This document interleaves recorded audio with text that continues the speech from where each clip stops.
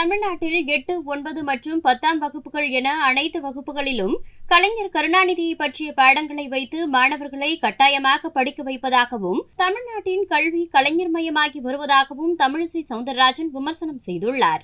இரும்பு கரம் கொண்டு இது ஒடுக்கப்பட வேண்டும் என்பது நமது கருத்து.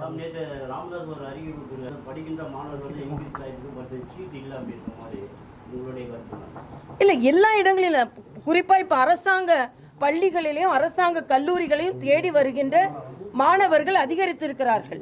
பொறியியல் கல்லூரிக்கும் இப்ப மாணவர்கள் அதிகமாக சேர்க்கையில் இருக்க வேண்டும் என்று விரும்புகிறார்கள்.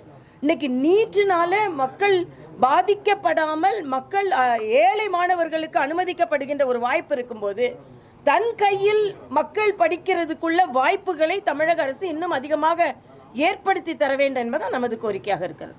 அது மட்டும் இல்ல, இன்னைக்கு 10ஆவதுல கலைஞர் பாடம் இருக்கு, கலைஞர் பற்றிய பாடம், 9ஆவதுலயும் கலைஞர் பற்றிய பாடத்தை வச்சாச்சு. இப்ப 8ஆவதுலயும் ஒரு பாடத்துல கலைஞர் இருக்கிறாருன்னு ஏதோ ஒரு சின்ன மாற்றம் கொண்டு வந்துட்ட உடனே காவிமயமாகிறது கல்வி அப்படின்னாங்க. இன்னைக்கு கலைஞர் மயமாகி கொண்டிருக்கிறது. எந்த தலைவரை பற்றி எல்லா 8ஆவதுல படிக்க ஆரம்பிச்சு 9ஆவதுல கலைஞரை பத்தி படிக்க ஆரம்பிச்சு 10ஆவதுலயும் கலைஞரை பத்தி படிக்கணும்னா ஒரு தலைவரை பற்றி எத்தனை பாட புத்தகங்களில் வைப்பீர்கள்? ஆக இதற்கு ஒரு வழிகாட்டு முறை இருக்கணும். எல்லாம் மரியாதைக்குரிய பாரத பிரதமர் சொன்னார், நம்ம அன்சங் ஹீரோஸ், அதாவது அறியப்படாத எத்தனையோ தலைவர்களின் தியாகம் இன்னும் அறியப்படாமல் இருக்கிறது. அவர்களை பற்றிய புத்தகங்களில் பாடங்கள் இடம்பெற வேண்டும்.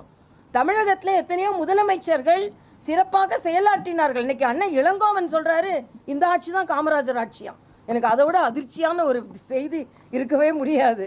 திமுக ஆட்சியை காங்கிரஸ் ஆட்சினே சொல்லிட்டாரு. ஆக இந்த 3 பாடங்களிலும் 3 வகுப்பிலும் கலைஞரை பற்றி பாடம் இருக்க வேண்டும் என்றால் இதற்கு ஒரு வழிகாட்டு முறை இருக்கணும்.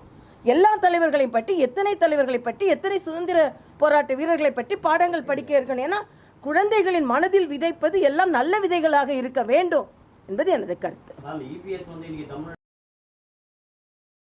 செய்திகளை உள்ளது உள்ளபடி தெரிந்து கொள்ள ரெஃப்ளெக்ட் நியூஸை சப்ஸ்கிரைப் பண்ணுங்க.